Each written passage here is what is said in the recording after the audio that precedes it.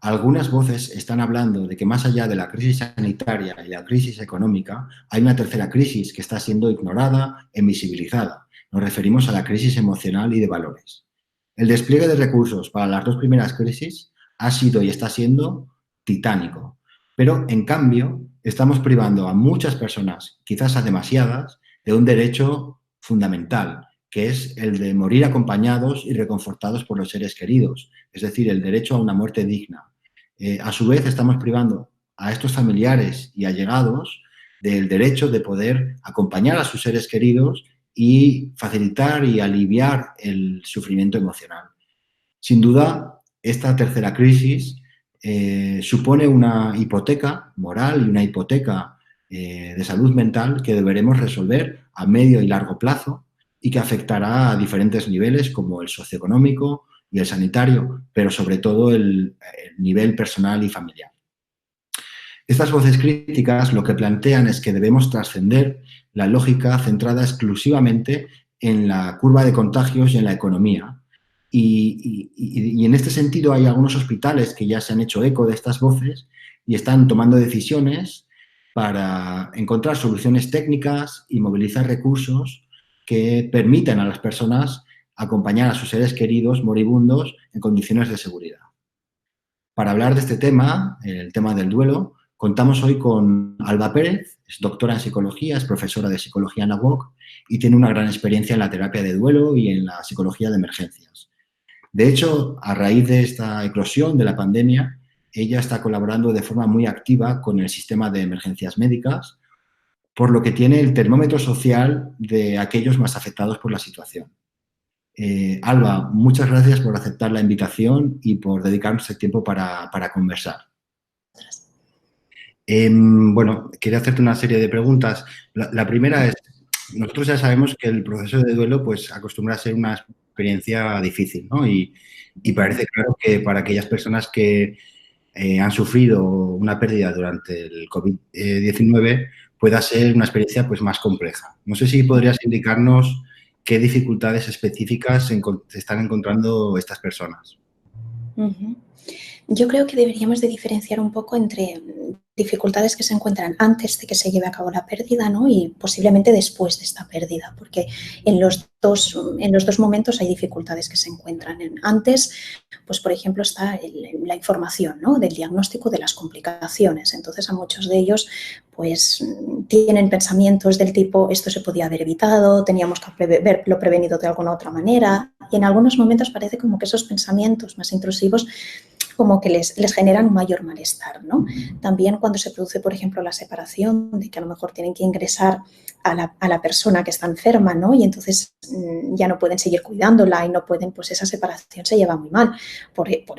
En primer momento porque no pueden cuidarla y por otro lado porque dependen de otros para que les informen, ¿no? No son como los primeros informantes de la evolución, sino tienen que estar pendientes del teléfono, con cada llamada pues les asusta.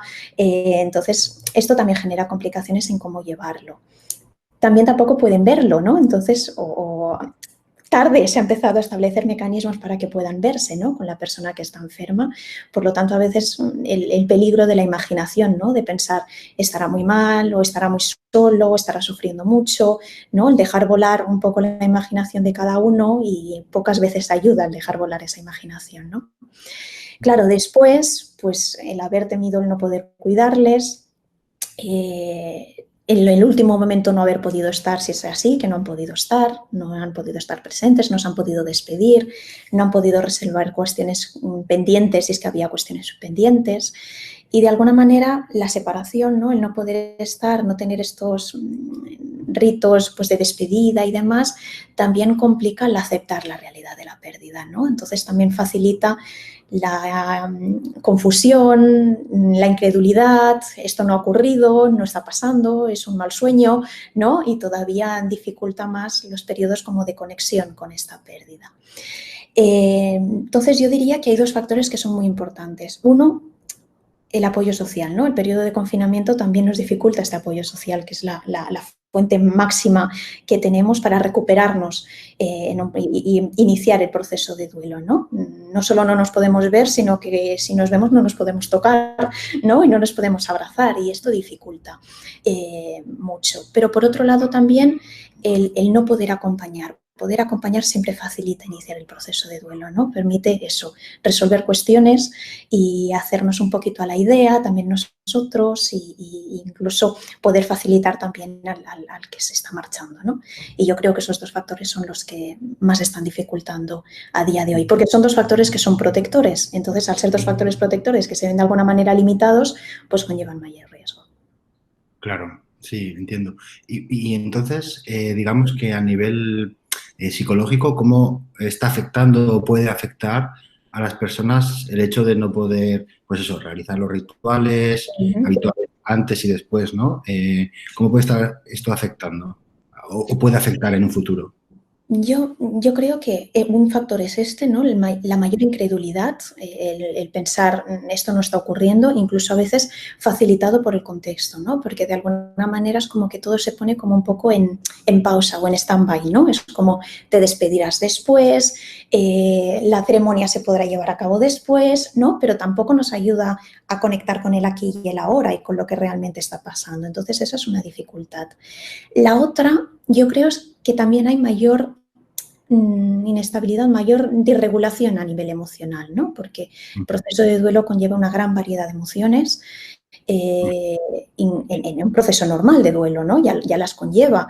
Entonces, incluso a veces se dan emociones que pueden llegar a ser incluso contradictorias y dándose juntas, ¿no? Por lo tanto, las personas se quedan como muy contrarias de qué me está pasando, qué me está sucediendo, ¿no? O si es peligroso tener este tipo de emociones y sentimientos. Por lo que si añadimos las dificultades a nivel de esto, de no poder acompañar, de no poder despedir, de todas estas limitaciones, pues la desregulación emocional yo creo que todavía es mayor. Claro. Y esto, en tu opinión, puede ser digamos, un factor que precipite un duelo, como se llama, un duelo complicado, digamos, ¿no? Y si puedes explicar un poco lo que es el duelo complicado. Sí, el duelo complicado, quiero decir, siempre hablamos de que el proceso de duelo, aunque conlleva muchas manifestaciones, incluso algunas pues a nivel de activación, a nivel de estado de ánimo, a nivel de que son similares a las que están presentes en otros cuadros, incluso patológicos, ¿no? Y por eso nos dificultan todavía más. Es un proceso totalmente adaptativo. El problema cuando hablamos de duelo complicado es cuando la persona se queda, digamos, como encallada y no transita por el proceso de duelo como debería de transitar, ¿no? O bien las estrategias de afrontamiento que pone en marcha son inadecuadas. Pues qué sé yo, hay problemas en las relaciones y eso también dificulta otros problemas, ¿no? Otros inconvenientes, hay consumo de sustancias, quiero decir que todo aquello que de alguna manera acaba generando una complicación añadida a la pérdida o al poder afrontar esa pérdida, ¿no? En este sentido, yo creo que quizás los mecanismos ahora que se están poniendo más en marcha son más de evitación que no de conexión. De hecho, algunas personas es como que se sorprenden, ¿no? Y te dicen, es que parece como que me estoy obligando a recordar, ¿no? Y lo notan como si ellos mismos se estuvieran como martirizando o es como que yo misma me obligo a recordar, a tener recuerdos, a pensar en experiencias compartidas y es como me genera malestar. Claro, porque otros mecanismos de conexión que normalmente están presentes, sea a nivel de ceremonia, sea a nivel de conexión con los demás, sea a nivel de hablar, sea a nivel... no se ponen en marcha, por lo tanto lo adaptativo aflora y es bonito que sea así, ¿no? Aflora por otras vías porque las normales están limitadas, ¿no? Vale. Entonces, quiere decir que de alguna manera muchas personas quizás entran como en una fase más de evitación, de no conectarse con esa realidad de la pérdida. Se puedan sentir quizás de alguna manera culpables por estar así o no estar sintiendo determinadas cosas y se están forzando y están un poco en ese dilema. ¿Qué es decir que esto está ocurriendo? Bueno, normalmente en el afrontamiento al duelo se produce como una especie de péndulo, ¿no? En el momento en que muchas de las actividades que realizamos son para conexión con esa pérdida y otras que son más de evitación. Necesitamos las dos. De hecho, digo a nivel de péndulo porque cada vez las tenemos más hacia la conexión con la pérdida y poco a poco las tenemos más hacia la evitación. Quiero decir, el proceso de duelo no es estar conectando todo el rato con esa pérdida, sino que hablamos que normalmente se dan como oleadas, ¿no?, del duelo, en que a partir de recuerdos, a partir de conversaciones con alguien, a partir de, pues hay una mayor conexión. A partir de yo qué sé, que uno vuelve a trabajar o uno vuelve o está organizando las ceremonias de despedida, pues consigue distraerse un poco y no tiene tanta conexión, ¿no? Entonces, claro, algunas de las limitaciones que nos encontramos, como no poder despedir, por ejemplo, nos ayudan más a parar eso, ¿no? a poder trabajar en esa conexión hacia realmente lo que ha ocurrido. Y entonces se dan por otros mecanismos, ¿no? Aparecen por otros mecanismos. Por ejemplo, que la persona de alguna manera pues tenga esa sensación de que parece que yo misma me obligo a conectar, ¿no?, con esos recuerdos cuando me generan malestar. Bueno, pero es que es necesario conectar con esos recuerdos para transitar satisfactoriamente, ¿no? Vale, sí. Mira, por otra parte te quería preguntar, porque, claro, el tema de las restricciones es una cosa que ha ido evolucionando desde el principio hasta ahora y, bueno, seguirán evolucionando. Entonces, te quería hacer dos preguntas. La primera es, si alguien se encuentra en una situación en la que tiene un familiar o un conocido, un amigo que se encuentra, digamos, en el final de su vida porque pues, está, bien sea por el COVID o incluso no, pero ¿qué pautas crees que o conoces que estén en marcha para poder acompañar de una manera más digna, digamos, en ese trayecto al final de la vida? Claro, aquí yo creo que una de las principales es que la persona utiliza la forma de aproximación que sea posible de acuerdo a las circunstancias, es decir, que pueda acompañar dentro de las limitaciones que nos encontramos, ¿no? Lo digo también para poder gestionar un sentimiento que lleva, a veces es difícil de gestionar y complicado, que es el sentimiento de culpa, ¿no? El sentido, me gustaría estar todo el día presente o estar allí con él y a lo mejor por medidas de protección y seguridad pues no puedo hacerlo, ¿no? Por lo tanto, ver hasta dónde puedo llegar y aprovechar aquello que realmente puedo hacer para hacerlo, ¿no? Y aquellas limitaciones que me encuentre, pues tratar de entender por qué son, porque realmente es una situación muy excepcional la que estamos viviendo y se tienen que tener en cuenta otros parámetros teniendo en cuenta el bienestar de todos, ¿no? Ya sé que para la persona en el momento que se encuentra a mí me da igual, las medidas de protección, me daría igual contagiarme ahora, pero bueno, implica también otros contagios, por lo tanto hay que tenerlas también presentes. Y esa parte yo creo que es importante. Claro, también es importante pues mirar de aprovechar ese momento que podamos estar juntos, de compartir, de resolver, si hay cuestiones que resolver también, ¿no? Y como digo, si podemos acompañar y eso es progresivo también, pues nos da tiempo para resolver todas estas cosas.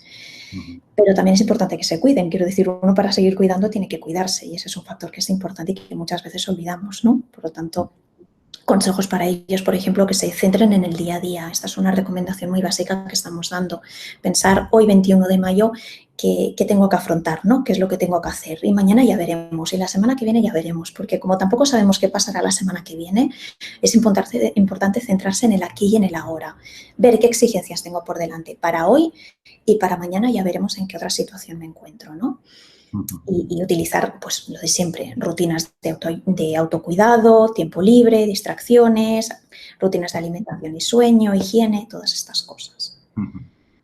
Vale. En algunos profesionales veo que han recomendado, por ejemplo, cuando el acceso a la persona enferma es limitado, el poder utilizar, por ejemplo, escritos para poder hacer llegar y de esta manera. Desde tu punto de vista, ¿piensas que esto puede ser una práctica recomendable o no? Sí, yo creo que sí. incluso se utiliza también como lo que estamos denominando ahora como rituales de despedida desde domicilio, ¿no? En el sentido de que incluso cuando ya se produce la pérdida y como decíamos, es como que se limitan o se aplazan a otro momento la despedida, se recomienda esto y recomendamos esto, que lleven a cabo estos rituales de conexión y de despedida, ¿no? Que pueden ser, como dices, una carta, pueden ser compartir una música que nos gustaba a los dos, puede ser hacer un álbum de fotos, ¿no? Por ejemplo, de dibujos con los niños o de todas estas cosas que nos faciliten el poder poner en marcha estos mecanismos de despedida y no aplazarlos para más adelante cuando a lo mejor la persona necesita que tiene que hacerlos, ¿no? Y lo mismo si hay algo pendiente, ¿no? Pues poder plasmar aquello que le querría decir y no ha podido decir. Esto también es importante. Y aquí hay experiencias muy bonitas, hay experiencias realmente muy bonitas. Yo recuerdo una de unos, había muerto la madre de un grupo de hermanos, ¿no? Y les recomendé realizar algún ritual de despedida como estos y al final, después de la llamada de seguimiento, les pregunté, ¿no? Que cómo ha ido, cómo os encontráis, tal. Y me decían, mira, hemos hecho una caja de recuerdos, ¿no? Pero hemos hecho una caja de recuerdos por videollamada, en el sentido de que cada hermano o cada nieto, ¿no? Traía algo, pues uno le había hecho una carta, otro puso una música, otro una fotografía, otro, ¿no? Algo que le había regalado. Entonces lo compartieron por videollamada. Y de alguna manera, claro, era como que además de lo que aportaban, eso llevaba a otras experiencias y a otros recuerdos, que es un proceso, que es el proceso normal que se produce en los momentos de despedida, ¿no? Y incluso ellos manifestaban, ¿no? Y es que al final era como que la pantalla, ya no estábamos hablando de una pantalla, ¿no? Es decir, que se superaba esa barrera que ahora mismo nos encontramos y que es dificultosa, pero cuando de alguna manera te abres y conectas de otra manera, es como que ya no me daba la sensación de que estábamos hablando a través de la pantalla. Vale, mira, justamente esta era la segunda pregunta que te iba a hacer, ya me has contestado, ¿no? Porque sabemos que tras la pérdida, ¿no? Pues es importante poner en marcha, hay muchos mecanismos que se ponen en marcha, pero hay algunos rituales que ayudan de alguna manera, tanto rituales individuales, que uno haga de forma individual, como, y sobre todo, como tú señalabas antes, ¿no? Sociales, rituales sociales de apoyo social, de la gente que está cerca de ti y de la persona que ha fallecido.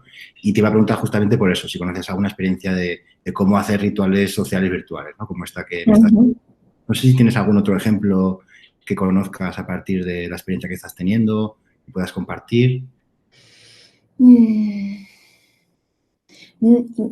Había otra chica, por ejemplo, aquí había fallecido un hermano, ¿no? Un hermano con el que no tenían relación y de hecho habían tenido muchos conflictos a raíz, bueno, pues temas de herencias, había fallecido el padre y había muy buena relación. Ella no sabía que el hermano estaba enfermo, no era por COVID, ha pasado ahora, ¿no? En medio de la pandemia y el tema del COVID le limitaba las despedidas y el poder verle, pero era por una cuestión médica que después se complica porque se contagia también por COVID, ¿no? Y todo esto va muy rápido. Entonces, claro, ella no sabía ni del proceso de enfermedad del hermano ni nada y había muchas cuestiones pendientes. Y claro, en el momento en que a lo mejor le hablamos de rituales de despedidas, era como, no puedo. Claro, hablamos de que trabajamos en emergencias, por lo tanto, muchas veces es en un momento muy cercano a cuando ha ocurrido todo, ¿no? Y a veces necesitamos un poquito de tiempo. Pero en las llamadas de seguimiento sí que al final era como, mira, quería escribir, porque además le gustaba escribir, pero no podía escribir, ¿no? Y de golpe un día escribo. Y escribo en la carta y puede de alguna manera decir algunas cuestiones que no había dicho, ¿no? O incluso también admitir cosas que a lo mejor había dicho de más y no tenía que haber dicho, ¿no? Al hermano y pedir disculpas por ellas. Y eso también se pudo hacer. Vale, sí. Vale, mira, otra pregunta que quería consultarte es, quizás hay personas que no están teniendo la experiencia de perder a alguien en estos momentos, pero sí que quizás conocen a alguien cercano que sí está teniendo esta experiencia. Entonces, ¿tienes sugerencias que puedes dar a las personas que conocen a alguien que ha sufrido la pérdida? ¿De qué manera pueden acompañar a esta persona? Acompañar de duelo. Bueno, yo creo que lo importante y lo complicado a la vez es poder estar disponible, porque es complicado.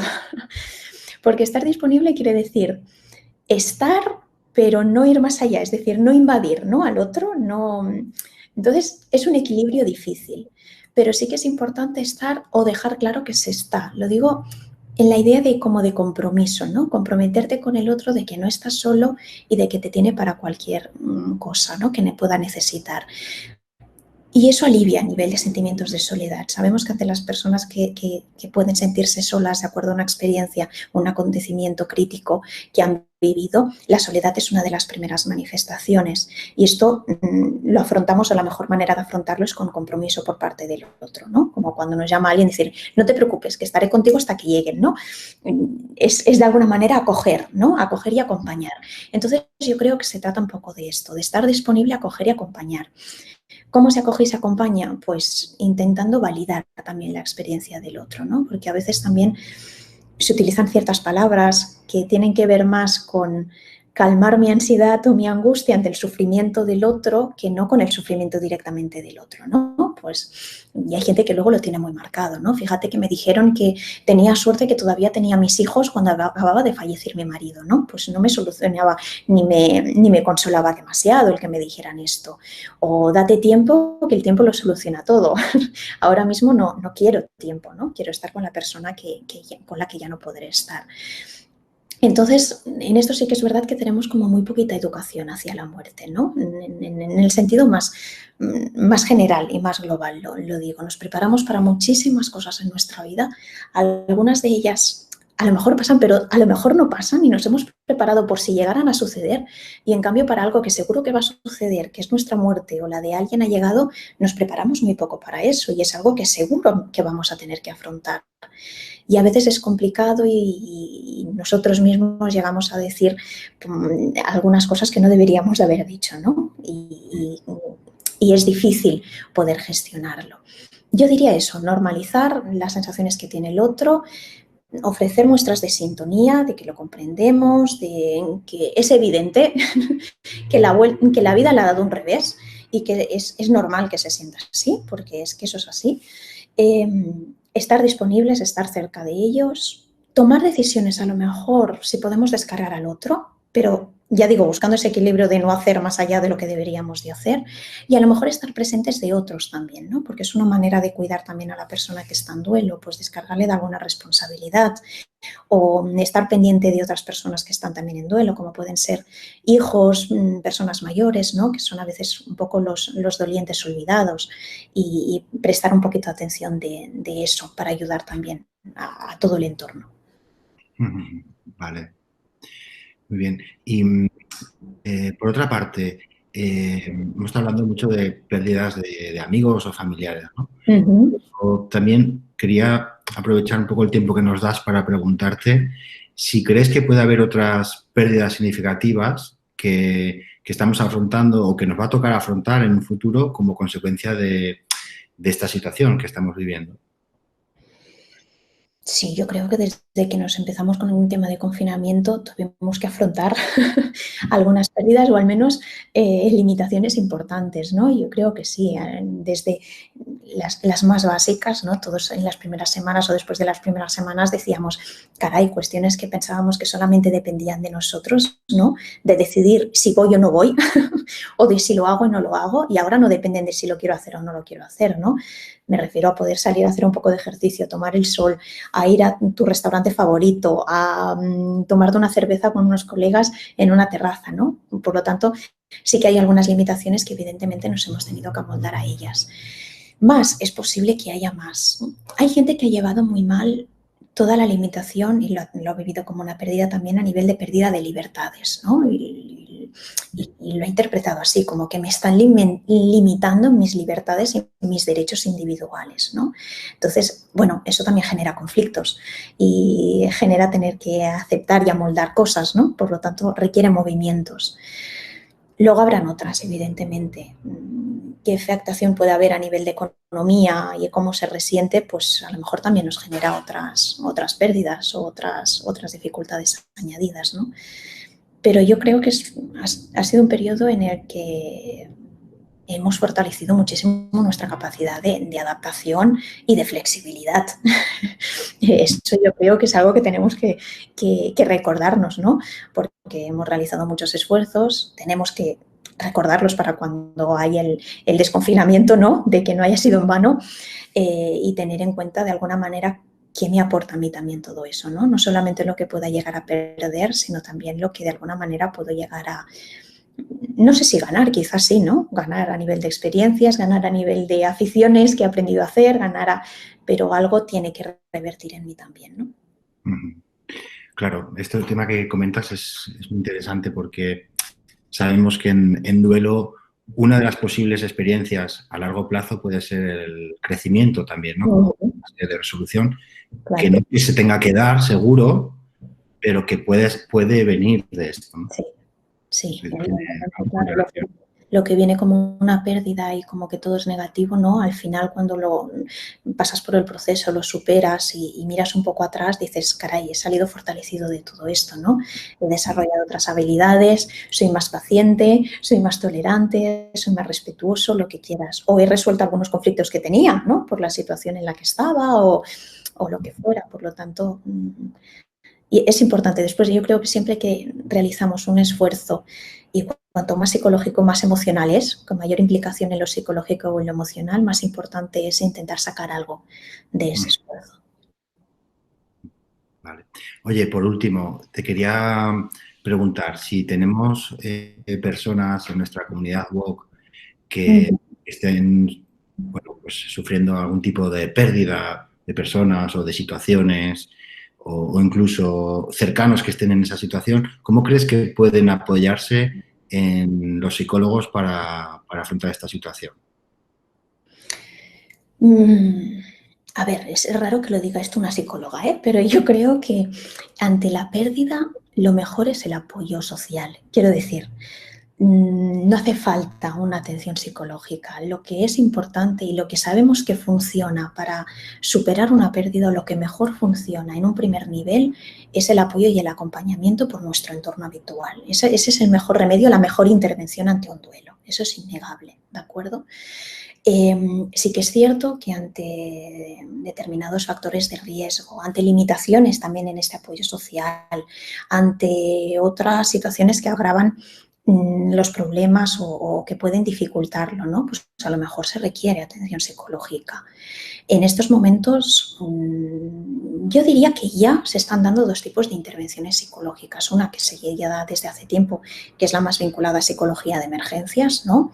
Pues desde mediados del mes de abril aquí en Cataluña está la web del Departament de Salut sobre gestioemocional.cat, ¿no? Es una web app que te pregunta unos ítems muy concretos y dependiendo de cuáles han sido tus respuestas, te dirige a diferentes recursos. Es algo muy básico y a partir de aquí puede ser que hasta que te llame alguien del 061, oiga, mire, ¿usted ha informado qué tal? ¿Qué necesitan? ¿Qué le podemos ayudar? ¿No?